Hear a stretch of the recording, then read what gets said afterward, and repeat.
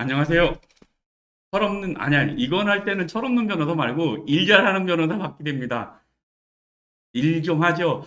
제가 지금 해드리려고 하는 건, 최근에도 이걸 가지고 좀, 상담을 받아서 수사기관, 특히 이제 경찰 같은데, 검찰도 나중에 따르긴 할 텐데, 우선 경찰에서 수사기관에서 연락 온 경우 해야 할 일들이 있어요. 근데 맨날 이거 설명을 무지 많이 하거든요. 그래서 오늘 여기서 간단하게 먼저 알려드릴게요.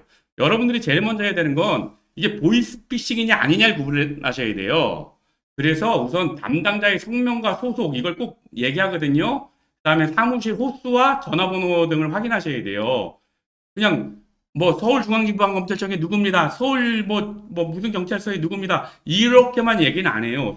그건 성명과 소속이잖아요. 그다음에 사무실의 호수, 몇 호실 전화번호 같은 것도 확인을 해보세요. 이러셔야 여러분들이 저 보이스피싱 안 당해요. 두 번째, 이러고 나면 우선 쫄아. 전화 받으면 우선 쫄아. 당장 저도 수사기관에서 전화 오면 이게 뭐야, 누구 때문이야, 뭐 이러긴 하지만 저는 업무적으로 그런 게 있을 수 있지만 일반인들은 그런 전화만 안 받거든요. 그래서 이런 분들이 또 걱정되는 게, 야, 내가 처벌받나? 뭐가 잘못했지? 막 이러거든요. 그렇게 하지 말고 이건 내가 당사자인지 아니면 참고인인지 이걸 확인하셔야 돼요, 먼저. 당사자라는 건 보통 피의자, 피고소인, 피내사자인데 이거 뭐냐면 피의자라고 하면 내가 범죄 저지른 사람으로 의심받는다 이런 사람인 거예요. 조사받는 객체가 되겠죠. 그 다음에 피고소인, 누군가 나를 고소했을 때 고소당한 사람을 피고소인이라고 해요.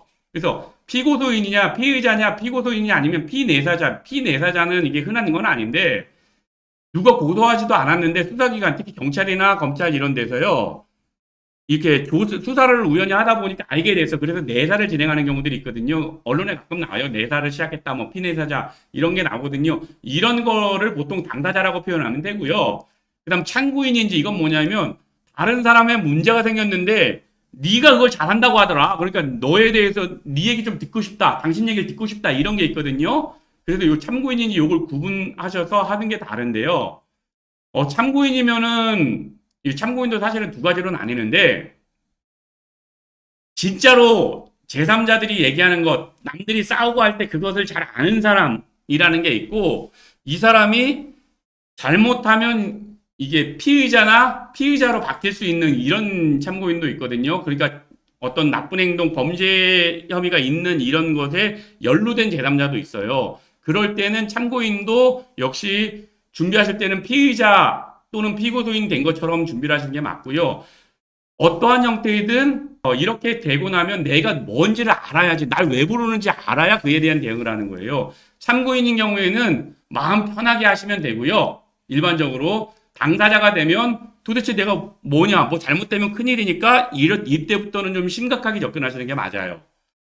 그러면 이제 주로 이렇게 연락이 왔을 때 출석 요청을 하는 경우들이 있거든요. 출석 요청에 대하면 무조건 출석해야 되는 거냐? 꼭 그렇진 않아요.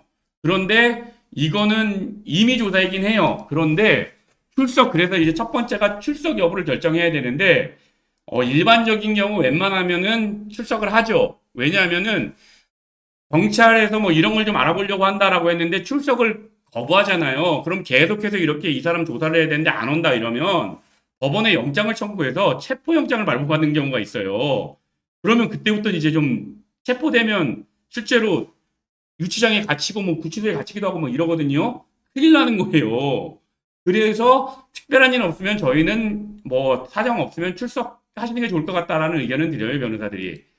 그 다음에 출석 여부를 결정했으면 일정 조율을 하는데, 요즘은 그 경찰분들이나 뭐 수사기관에서 무조건 언제 와라, 뭐 무조건 이러지는 않아요. 그래서 내가 갈 수 있는 시간, 나 언제 시간 되는데 될 수 있으면 이렇게 일정 조율을 해보시고요. 일정 조율을 웬만하면 다 해주시니까 일정 자기가 편한 시간. 그리고 이 일정 조율할 때, 이거 내가 좀 걱정된다. 아니면 뭐 좀 알아보고 싶다 그러면 충분히 알아보신 다음에 특히 이제 이런 거 알아보실 때는 이런 거 연락 온 다음에 언제까지 오래 이런 걸로 저한테 전화 오는 거든요. 정말 수도 없이 받아요.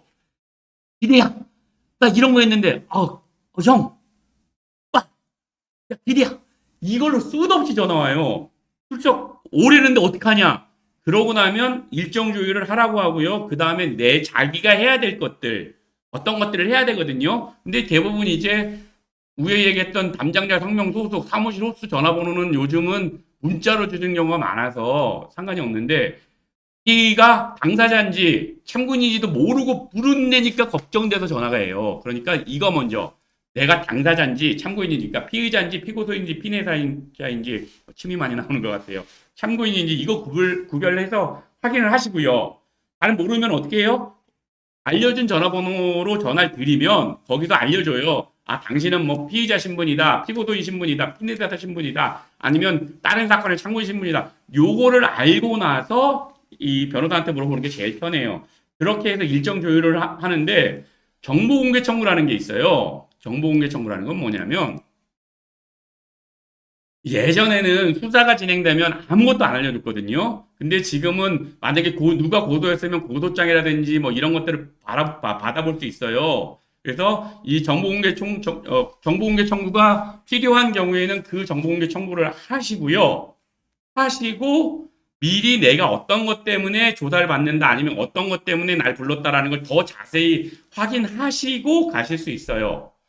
오늘 영상은 여기까지 할 건데 요 뒤에 정보공개 청구 요게 사실 잘 모르시고 걱정도 많이 하시는 분인데 요거 하는 부분에 대해서는 제가 요 영상 제가 이따 끝난 뒤에 쿠키 영상으로 만들어 드릴 거거든요. 그걸 보시고요. 그 다음에 이제 제가 지금 오늘 연락이 온 경우에 할 일까지 말씀드린 거잖아요. 요 다음 영상에서는 제가 수사기관 특히 경찰에 출석한 경우 어떻게 해야 되는지에 대해서는 다음 영상으로 소개시켜 드리겠습니다. 감사합니다. 아, 하나 더.